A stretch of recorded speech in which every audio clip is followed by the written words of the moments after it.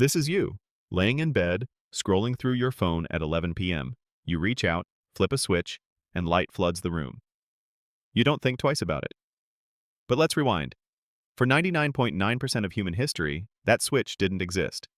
When the sun went down, the world went pitch black, so dark you couldn't even see your own hand in front of your face. For over 300,000 years, every single one of your ancestors spent roughly half their lives in that near-total darkness.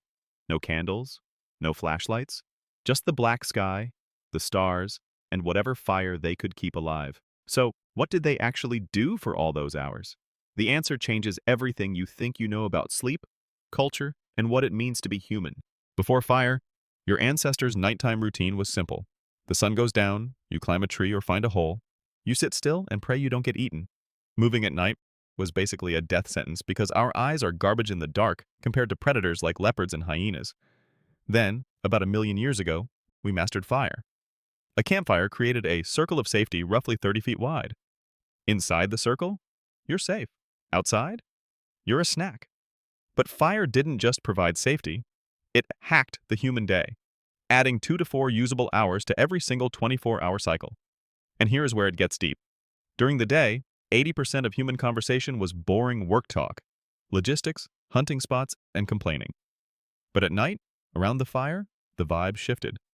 81% of the conversation turned into stories, myths, adventures, and jokes.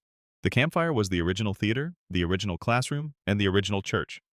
It's where we learned to imagine things that didn't exist yet. It's where we truly became us.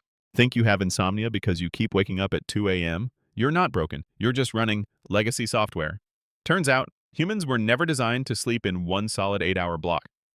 For thousands of years, everyone on Earth practiced biphasic sleep. They'd go to bed shortly after sunset, sleep for about 4 hours, then wake up for an hour or two in the dead of night.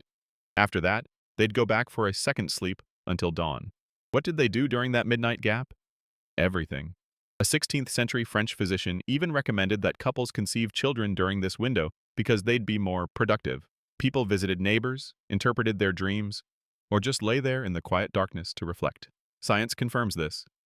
In 1992, Dr. Thomas Ware stripped away all artificial light from a group of volunteers for a month.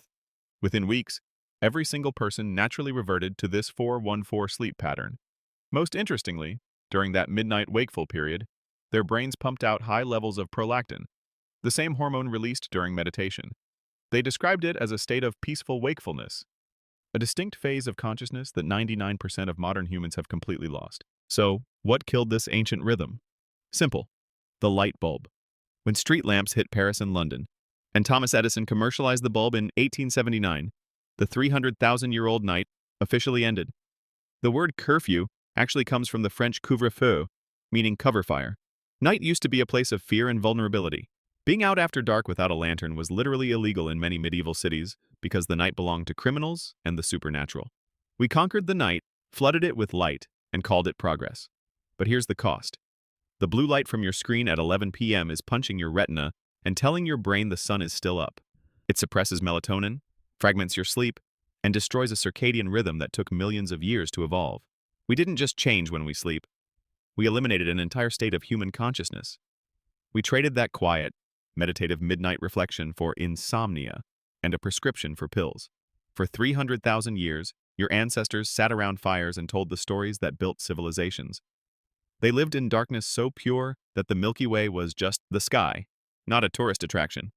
And every night, they woke up in the quiet dark to simply think about their lives. We traded all of that for a light switch, and most of us never even realized it was gone.